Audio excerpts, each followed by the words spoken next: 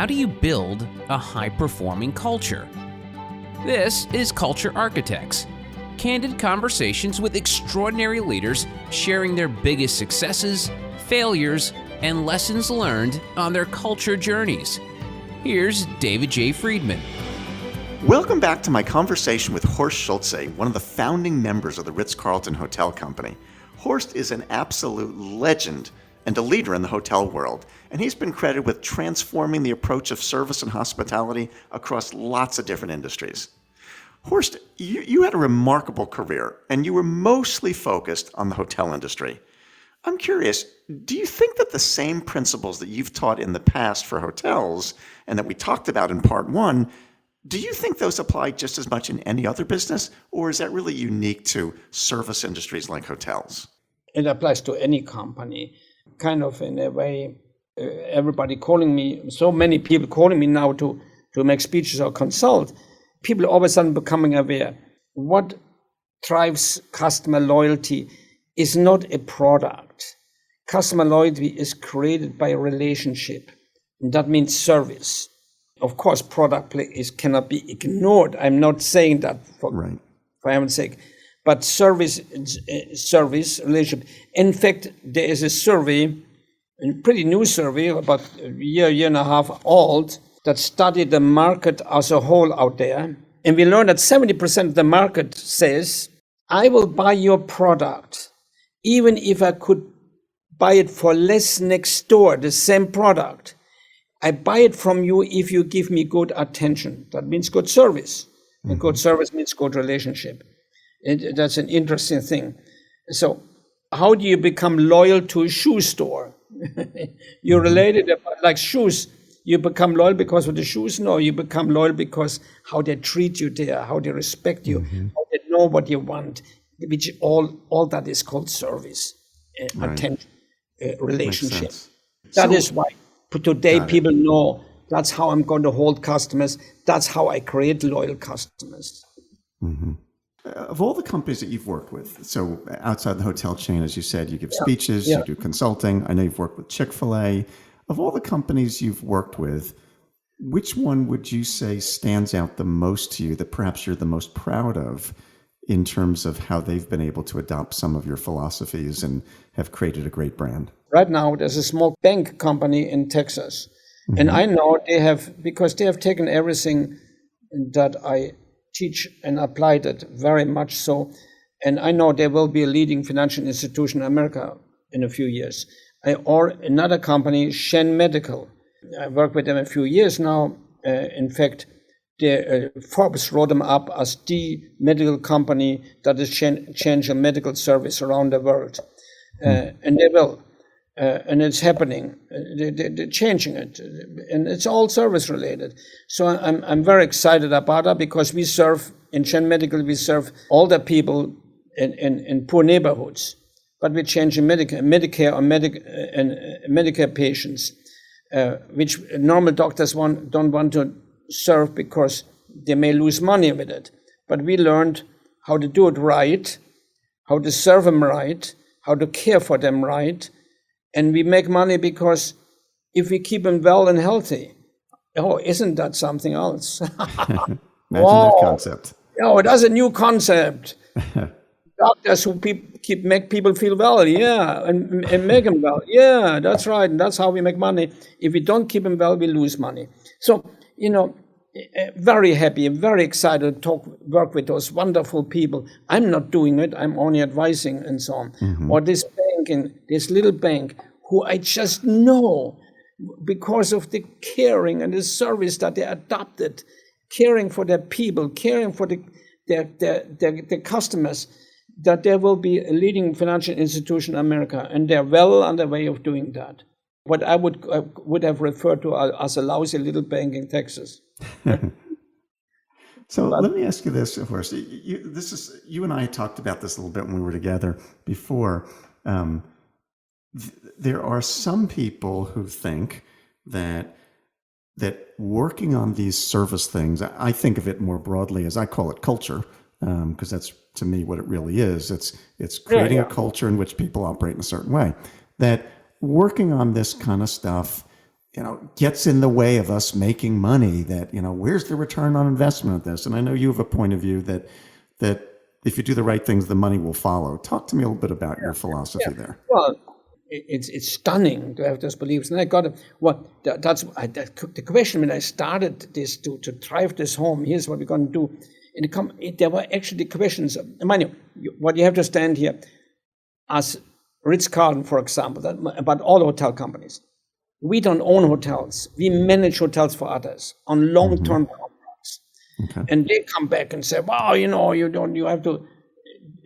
can save money over here and there." Yeah, but if I give the right product, and the right service, I create loyal customers. And here's what they say: the survey, you can charge more for the same thing. It is making money. It's concentrating, unlike most company, it's concentrating on what makes money, not concentrating on the money. Mm-hmm. If I concentrate on the money, I start taking away from the customer more and more in order to save. If I concentrate on the product, I still have to be efficient and save on how I produce it, but not on the product itself, on the outcome. Mm-hmm. And besides, now here's the real key. It really doesn't cost anything to be nice and care and so on. It is silly notion that costs money. It's just I don't get it. I mean, it's a silly notion. Yeah, and yet there are many who are looking at certainly private equity. The clients we talk to, private equity comes in and they've acquired this company, and all they want to know is how do we create transactions that generate more revenue and more profit. Listen, I have been on those boards. Don't kid yourself. And the CEO, in fact, wrote a book and said our most important asset are our employees. I was on the board for many years. We never talked about employees. In fact, it was a necessary evil. In fact, it's not about they only talked about manipulation of money and another brand and how to borrow the money and how to and how to the stock market, and that's what we talked about in the board. We never talked about customers or employees. Come on, let's be honest. So you recently wrote your book, Excellence Wins. Yeah. Why did you decide to sit down and write that? First of all, I mean, a couple of reasons. First of all, Stephen Covey, whom I really liked and we became good friends, urged me nonstop to write it. Urged me, in fact, called me one day. I was driving home in a car. My telephone goes, and Stephen on telephone, and he said, "Horst, I'm really disappointed in you." That's how he told me. And I said, "Why are you disappointed? I'm telling you for years to write the book. You own it to people to write your book." I said, "Stephen, I promise you now I will." I started to forget it, and Stephen died, passed away, and I felt so bad. And because he told always I want to write it forward, and I felt so bad, and so I said, so I promised him. When I heard the day that he passed, I said, "Steve, I promise you now I'm going to write it." And then I thought, what I'm going to do, because I read a lot of business books, and usually I finish them half and put them away. It gets kind of boring with charts and stuff, and it's boring. And I thought to myself, how am I going to do this so young people will actually read it? I have to tell a story around the decisions you have to make in business. And so I'm going to write it so that young people read it and know they can do it too. And frankly, I have to be very honest now, don't anybody get insulted. When a CEO reads it, I want them to feel a little bit embarrassed that they manage money rather than manage the product. I want them to feel embarrassed a little bit. I want them to see it, what we're all doing, because we get applauded if we save a few cents this year. This reporting to Wall Street quarter, if we save the cent or whatever, we get applauded. So we do what we get applauded, and I want them to feel bad about it for a moment. And long term, you're going to make it by being excellent. But 3 months is not long term, Right. The things that I teach, I've shared before, and most of our audience knows, we call them fundamentals, is my version of what you call basics. And there's a fundamental that I wrote many years ago in my first company that the title of it was called Practice A Plusness as a Way of Life, A plus being like the highest of all standards. And in my current company, in our current version, I've just retitled it and we call it Make Quality Personal. And it's really what you're talking about. It's this idea that we do quality because it defines us, because it isn't even necessarily quality for the result as much as it is quality because it defines who you are as a person. That if you look at everything you do and say, my name's on that thing, my signature's on that, it's going to be the best I can make it because that's just who I am. A whole lot of good stuff comes from that. Yeah, well let me break it down in a little bit different way, because I always talk about excellence and mention excellence. My book is Excellence Wins and so on. But what is excellence? Excellence is never an accident. It's always the result of high intent and hard work. What do I want to accomplish in what I'm doing? Do I have my high intent with Ritz Carlton or with Capella was, I want to be the best hotel company in the world. That's high intent. Then I have to ask myself, as I said before, is this good for all concerned? Once I determine yes, I have no more right to compromise it. Now, take that somewhere else. What is excellence in a person or in a thing? In a thing, I have in front of me, for example, an iPhone. Excellence in a thing is anything. If excellence in anything is if it works well for what it was created. What about a human being? A human being, excellence is, and that's kind of referring to what you said a minute ago, in human being, excellence is if I do my very best in the functions that I fulfill. I'm not perfect, but I'm doing my very best. But also, as a human being, is if I do my very best in my relationships with people. And that is service, by the way, is relationship. Mm-hmm. Saying hello, saying I'm happy to do that, and so on and so on. And excellence as a human being is that if I do my very best morally and ethically, if in those three areas in life I do my very best, I'm a person of excellence. Now, I have to try and improve those three areas, just like a human being cannot stand still. A human being has to improve. So how to improve it best and easiest is if I question myself, maybe once or twice a week, how could I do my function even better than I'm doing? How can I tweak it? How can I do better in what I'm functioning? And in relationship, you should ask yourself 4 times a day, how could I do it better? After you had a meeting, how could I have done that better? After you passed somebody and said hello, how could I have said better hello? If you do that, you continuously improve.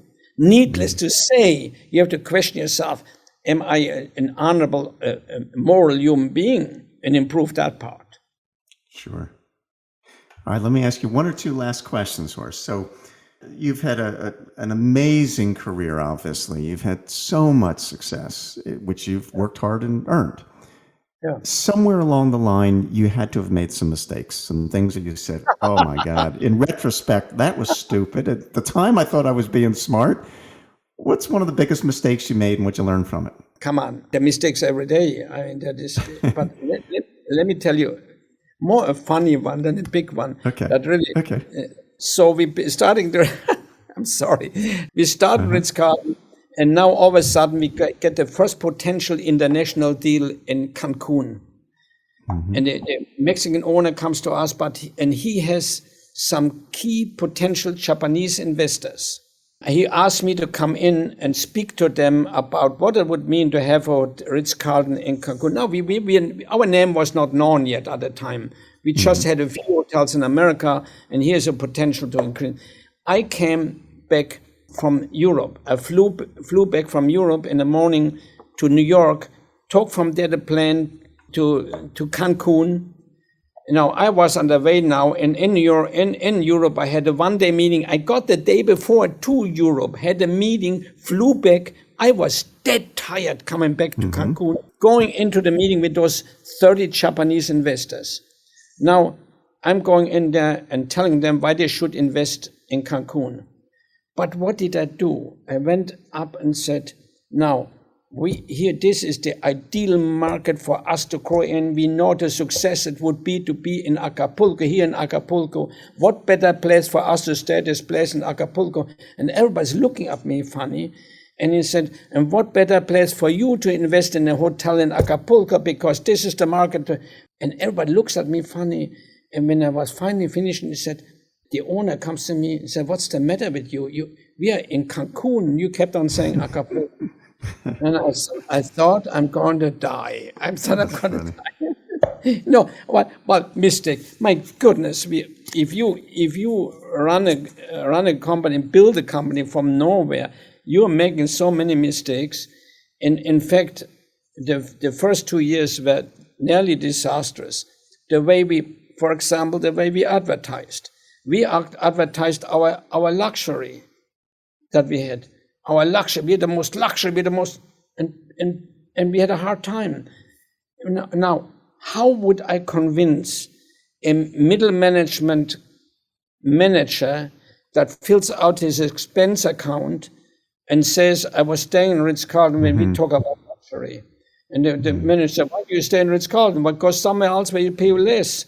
So we had to learn and say, we are not about luxury. I talked about reliability. You can count on us. You can count on our attention. You can count that you have the reservation. We can count that we are safe. You can count that we are clean. So that the manager can go back and fill out an expense account and say, I'm staying in Ritz-Carlton because I can count on them. So little things and very refined things and many. I tell the story. The first hotel. Just get this. That's when you don't listen to your market. The first hotel we opened here, I was proud to put in this new plastic cards lock system, wing cards they were called, safe, secure. I put it in, and the customers, and then at the same time we told everybody we are luxury. And the first customers come in and say, you give me a plastic card? What kind of hotel are you? That's your key? And you say you're luxury? So we had to change all locks and use hard keys again. Wow. And guess what? 3 years later, when people got used to the plastic card, said, why are you giving me a hard key? This is so dangerous. What if I lose and somebody comes in my room? So we changed the locks again to cards.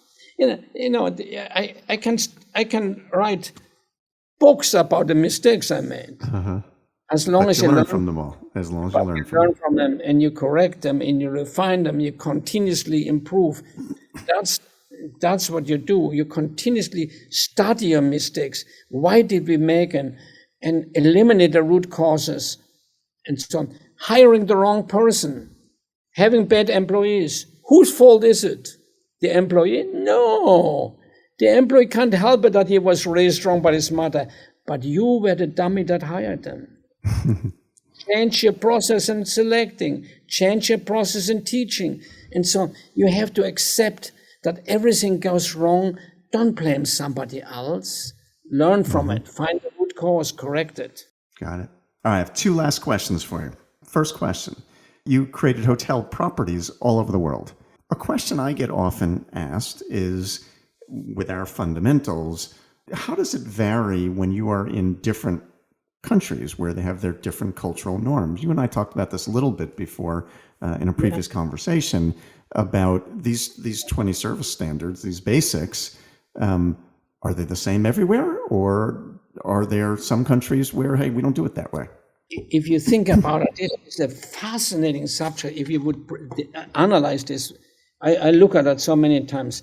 When I hear so much that we talk about race and culture and all that stuff in society talking about, well, hi guys, hello. I worked in 5 continents.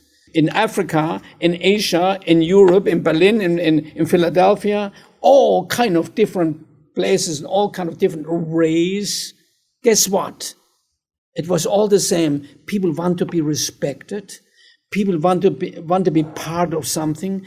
People want to have purpose. The guest wants to be respected. It was all the same, and the results were all the same. There was no difference.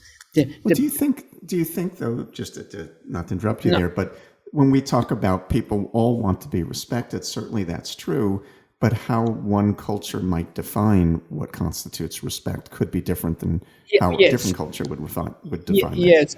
I can tell you a fascinating incident I had when I opened Osaka. We were mock training, we were mock checking in, and by the way, I opened every hotel around the world myself. I was any hotel that we took over or opened new, I was there to take it over or opening it to be part of the training for the employees, period. And so I was in Osaka, in Japan, our first hotel in Japan. And in fact, we were teaching the front desk. And I was staying there with our owners of the hotel. And I look at it, and we had taught very careful, because of behavioral analysts told us how important it is to make the right impression when somebody comes within 10 feet. Mm-hmm. Because when you come within 10 feet of somebody, subconsciously, you make a decision about them. But they're about you too, Mm-hmm. So we had taught everybody around the world, if a guest comes within 10 feet, particularly in the reception, in the beginning, you look in the field in the eye and say, welcome, good morning, good afternoon. Don't say hi, because if you say hi, you say we're equal. If you say welcome, good morning, you're saying I respect you. And at the same time, you're saying I'm professional.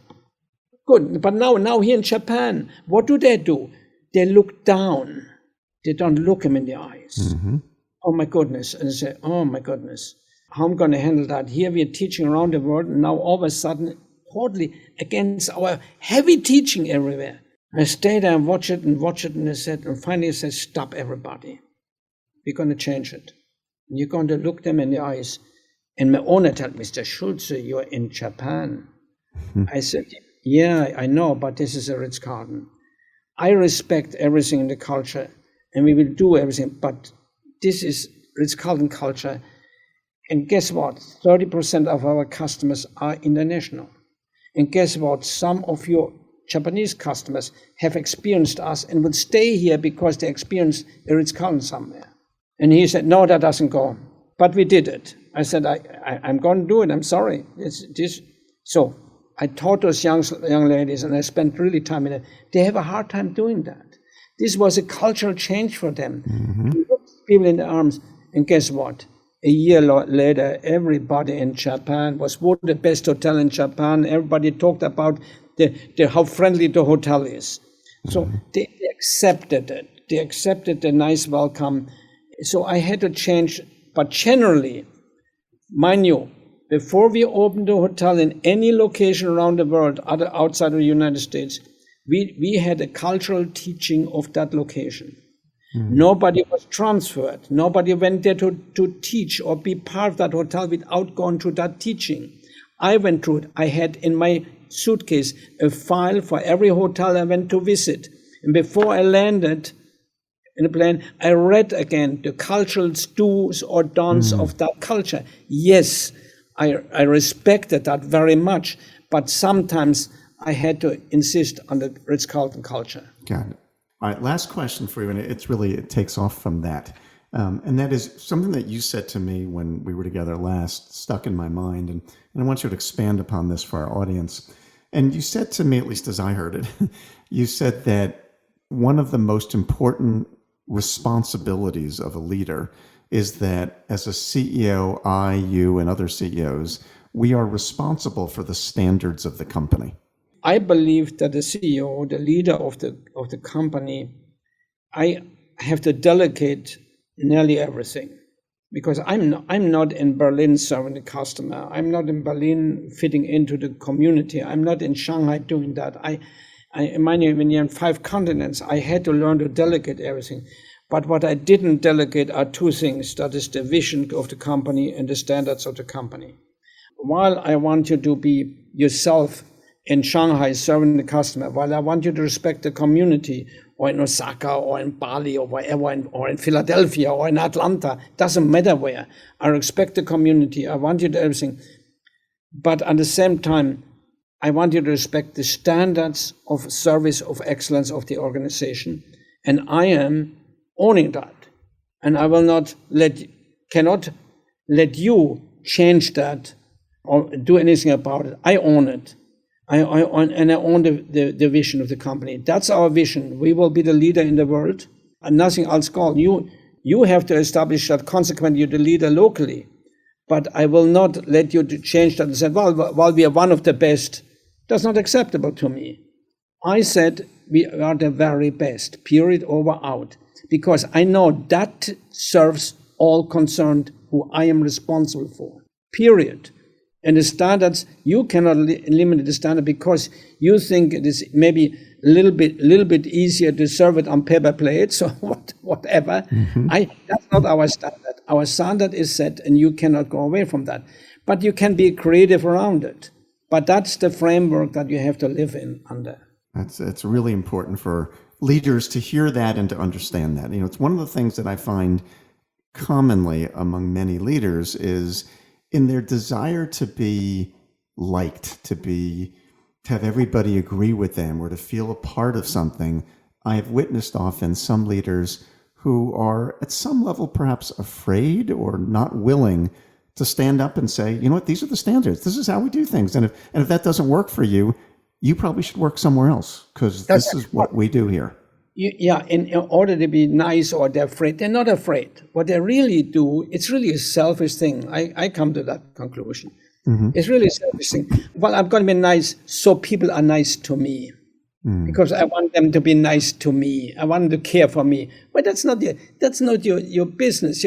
Hopefully they are. Hopefully they will respect you. Hopefully they're nice to you. Hopefully they like you because of the excellence that you're helping to create. Because you as the leader, the most valuable thing that you have is you have the opportunity to positively impact the life of others. But you're not doing that just by being a nice guy. You're doing that by helping them to live within high standards and become human beings of excellence. That's great. That doesn't mean you should be a nice guy. But if you're nice by compromising something, you're not nice. It's not nice.